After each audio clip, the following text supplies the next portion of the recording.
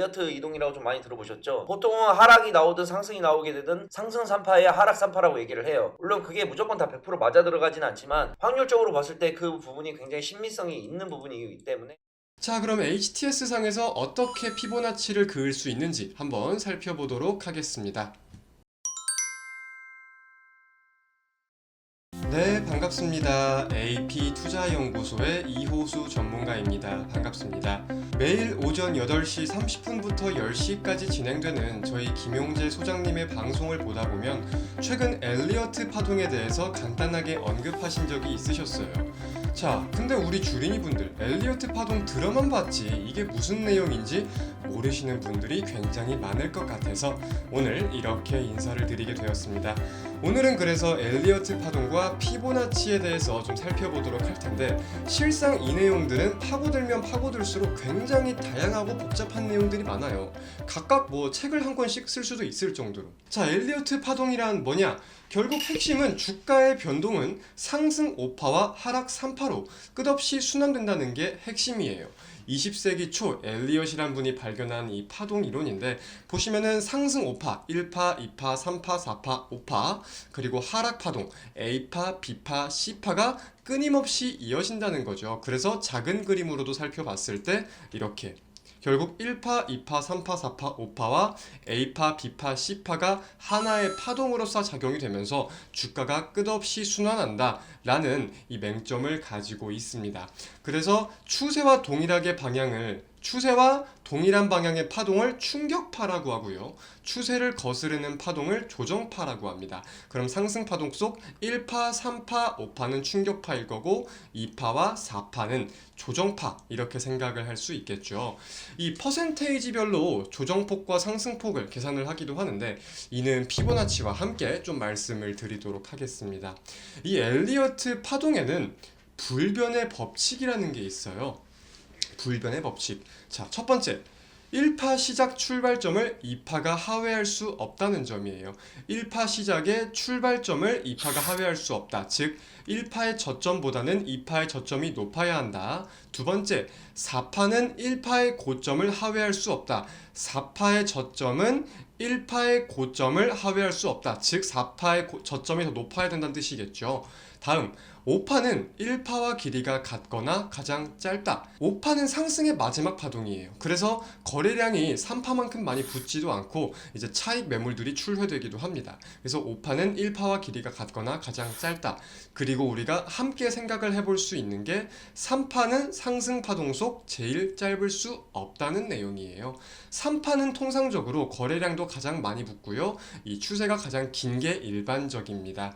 자, 그럼 우리가 이 엘리어트 파동을 이용해서 타점을 잡아본다 라고 했을 때에는 저 같은 경우는 이런 타점을 많이 이용해요. 자, 2파의 저점이 확인이 되고 3파의 도입 구간, 그러니까 이제 저점이 한 차례 올라간 게 보이고 다시금 반등이 시작되는 게 보일 때 우리가 타점을 잡아볼 수 있을 것이고, 그리고 이 자리를 놓쳤다 라고 한다면은 3파 상승을 쭉 보다가 1파의 고점을 3파가 돌파했을 때 또 우리가 타점을 잡아볼 수 있을 것 같아요. 이거는 저점이 올라가는 게 보인 가운데 이 해당 고점을 돌파했기 때문에 우리가 보다 안전한 타점이라고도 생각을 할 수 있는 거겠죠. 저 같은 경우는 이런 타점을 가장 좀 선호하는 편입니다. 자, 그럼 예시 차트 한 개 우리가 좀 살펴보도록 할게요. 자, 지금 이 차트를 보면은 엘리어트 파동에 적용이 될까요? 안 될까요? 한번 생각을 간단하게 해보세요.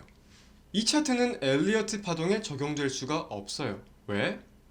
먼저 4파, 1파, 2파, 3파, 4파, 5파로 나눠볼 수가 있는데 4파의 저점이 1파의 고점보다 하회하고 있죠. 동시에 3파보다 5파가 굉장히 긴 모습을 보이고 있는데, 이는 엘리어트의 불변의 법칙과 다른 부분들이겠죠. 그래서 이거는 엘리어트 파동과는 다른 부분이다. 자, 실제로 우리가 엘리어트 파동을 대입시킨다고 했을 때 대입이 안 되는 차트들이 굉장히 많아요. 원래 이 엘리어트 파동은 개별 종목을 위해서 나온 이론이 아니기도 하기 때문에 우리가 무조건 개별 종목에 대입을 시킬 수는 없는데, 제가 이렇게 말씀을 드리는 이유는 무엇이냐? 결국 엘리어트 파동을 아는 사람과 엘리어트 파동을 모르는 사람의 매매 관점은 확연하게 나뉠 수 있기 때문이에요. 저는 그렇게 생각을 합니다. 그래서 엘리어트 파동이라는 게 단순 매매 관점이 될 수는 없겠지만 우리가 지지와 저항을 따져보고 무언가가 추세선을 그어보고 다양한 내용을 살펴볼 때 엘리어트 파동도 하나의 매매 관점, 일부 매매 관점으로서는 분명 중요하게 판단을 할 수 있을 것이다 라고 생각을 하고 있습니다. 자, 다음은 이 피보나치 이론에 대해서 한번 살펴보도록 할게요. 자, 우리 수학적으로 한번 접근을 해봅시다. 지금 이 숫자들이 어떤 공통점을 가지고 나열이 되어 있는 건가요? 0과 1을 더하면 1이 되고요. 1과 1을 더하면 2, 2과 3을 더하면 5, 3과 5를 더하면 8, 21과 34를 더하면 55, 이런 식으로 앞자리와 뒷자리의 수를 더했을 시에는 그 뒷자리로 숫자가 나열이 되는 거죠. 그래서 우리가 나열되어 있는 배열 속에서 피보나치 이론의 황금 비율을 찾을 수가 있어요. 지금 보시면은 앞자리에서 뒷자리를 나눌 시에는 통상적으로 1.618, 평균적으로 이렇게 수치가 계산이 됩니다. 그리고 두 번째, 앞자리에서 두 번째 뒷자리를 우리가 나눠봤을 때, 즉 8 나누기 3, 21 나누기 8, 13 나누기 5, 이런 식으로 계산을 해봤을 시에는 통상적으로 2.618이 나와요. 그래서 우리는 이 배율을 가지고 피보나치 황금 비율을 찾아서 주식에 대입시킬 수가 있다는 내용이에요. 그래서 이 주식의 피보나치 비율을 따져보면은 이런 계산과 이를 역산할 시의 계산을 이용해서 38.2%, 61.8%를 굉장히 중요하게 활용을 해요. 저 같은 경우는 여기에 50%까지도 굉장히 중요하게 생각을 하는데, 예를 들어서 따져봤을 때에는 저점과 고점 대비 38%, 61.8% 이렇게 변동성이 나왔을 시에 반등이 나오거나 저항을 맞을 수 있다, 이런 얘기인데, 자, 예시를 한번 들어보도록 하겠습니다. 지금 삼성전자 차트 고점과 저점을 연결해 가지고 피보나치 되돌림을 이용해 본 거예요. 지금 보시면은 0.618 부근에서 지지를 받다가 반등이 나오는 모습, 그리고 0.382 부근에서도 지지를 받고 반등이 나오는 모습이 확인이 되죠. 그리고 동시에 0.236 아래로 하회를 하다 보니까 해당 부분 저항을 계속 받다가 돌파를 해주는 그런 모습들이 좀 확인이 되고 있는데, 이 피보나치를 이용해서 매매를 한다고 우리가 따져봤을 때 상승이나 하락에 대한 파동에 이 피보나치를 그어보고 이 피보나치 비율에 따른 지지와 저항 여부를 살펴보아서 우리가 반등 타점을 잡고 매도 타점을 잡고 이런 식으로 따져볼 필요가 있는 거겠죠. 자, 근데 여기서 중요한 거 하나 제가 좀 말씀을 드릴게요.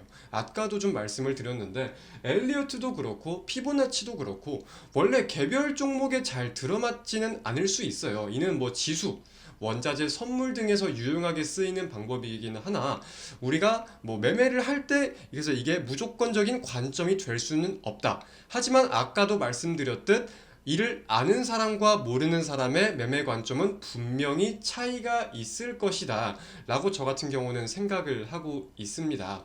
그래서 파동에 대해서 일봉, 주봉, 분봉 다 적용을 시킬 수는 있을 거예요. 하지만 이 피보나치만 그어보는 게 아니라 매물대에 의한 지지와 저항도 선을 그어보시고 추세선도 선을 그어보시고 등등 다양한 관점이 함께 어우러지는 것이지 피보나치도 이 중 일부라는 점을 명심하셔야 합니다. 자, 그러면 우리가 예시 차트를 한번 살펴보도록 할게요. 지금 거래량이 들어온 시점부터 고점까지 피보나치를 이렇게 그어봤습니다. 보니까 0.500 부근을 지지해주는 부분들이 나오고 0.382 부근에서 저항을 받다가 돌파한 모습들이 나와요.